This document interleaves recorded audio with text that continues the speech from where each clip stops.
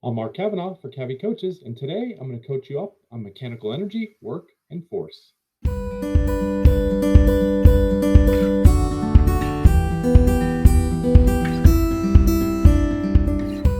In this video, we're going to talk about mechanical energy, work, and force. And how force is the bridge between mechanical energy and work, specifically kinetic energy, potential, and work. So kinetic energy, we know, is the energy of motion, and it's calculated by doing 1/2 mv squared. So the mass is in kilograms, the speed is in meters per second, and kinetic energy is calculated in joules. Now, potential energy is the opposite of the work done by conservative forces. A conservative force is one where the kinetic energy decreases, but then the kinetic energy can increase because that force can change the kinetic energy by decreasing it or increasing it. So let's look at a couple of examples of those. Change in potential energy can be done by gravity. So if I toss a ball up in the air, it's going to slow down on the way up, but on the way back down, it's going to speed up. The negative work done by gravity means that it's slowing down on the way up, so it's increasing, and then on the way back down, it's decreasing. Same thing with the spring. If an object runs into a spring, it compresses the spring, and then the spring can decompress and launch that object and give its kinetic energy back. So let's look specifically at gravitational potential energy. So the change in gravitational potential energy is equal to mg delta y, where delta ug is the change in gravitational energy in joules, m is the mass in kilograms, g is the acceleration due to gravity, and delta y is the change in height in meters. Now, if we look at where potential energy is zero, the textbook definition, our equation allows us to calculate the change in gravitational energy. The textbook definition of zero is when an object is infinitely far away from the Earth and it gets increasingly negative if it moves towards the Earth. That's not very practical for what we're trying to accomplish, something falling maybe 100 meters or 10 meters or a couple meters in a classroom. So let's look at what makes more sense for our classroom and our class.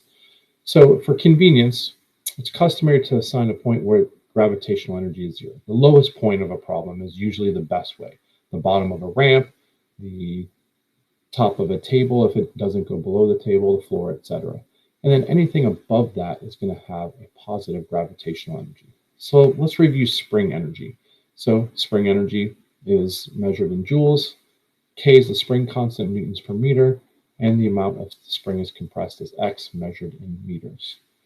Now we're going to talk about work. Work is the bridge between force and energy. So energy is changing. Well, the force is what causes the energy to change. That's done through work. The general equation for work is that work is equal to force times distance times cosine of theta. So W is the work, F is force measured in newtons, D is the displacement of the object in meters, and theta is the angle between the force and displacement. Now this value is usually zero, which means that the force is parallel to the direction of motion. So the force being parallel means that cosine of zero would give us 1. So here's the equation that you're going to find on your formula sheet. Delta E equals W equals F parallel times D equals FD cosine theta. So let's say we have a box. That box is being pulled at some angle theta. We're going to draw the vector component so that force points to the right and up. F parallel is this force right here, the parallel to the direction of motion. We also know that's F cosine theta, so we know that in this case, F parallel is equal to F cosine theta. Now, if that box moves a displacement of D from here to here, we know this D is the D in the equation here. That's the value. Now, some counterintuitive results. If the box doesn't move, then there's no work done because you have to have a displacement for there to be work. You can push as hard as you want. If there's no displacement, there's no work. And forces perpendicular to the direction of motion cause no work. So let's take a look at an example. So if we're trying to find the work done by the normal force in this situation, we're going to draw a free body diagram. So here's our system schema. We'll draw our free body diagram. So we have the normal force, gravity, and the tension force. So we're looking at finding the work done by the normal force, this force right here. Now we know that work is force times distance times cosine theta. Well, the box is going to be moving to the right. So that means the angle, the normal force, is 90 degrees. So cosine of 90 is 0. Work equals 0 for any force that is perpendicular to the direction of motion. Now, when we talk about work and energy, positive work increases mechanical energy. And there's two forms. We know that's potential and kinetic. So we're going to look at this from the work-energy theorem.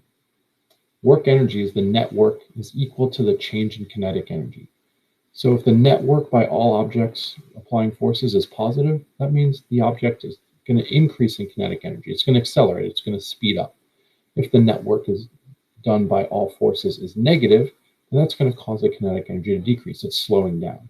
And when there's no net work done by all forces in and out equals 0, then that means the object is a constant speed. So let's look at this from an energy bar chart perspective.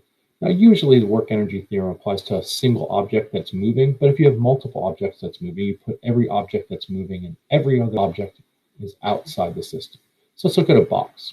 If the net work is positive, that means, let's say we drop that box. The box has the Earth transferring energy to it, so it's going to increase the kinetic energy. There's nothing to begin with, so initial kinetic is less than the final.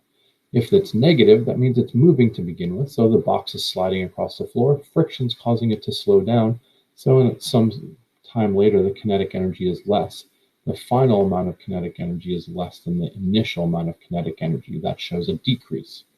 And if there's no net work, if I'm dragging a box across the floor, it's moving at a constant speed, person's pulling the box, but the box is losing energy to friction outside. So that means the kinetic energy is going to remain unchanged. The work in is equal to work out, so the kinetic energy in the initial is equal to the kinetic in the final.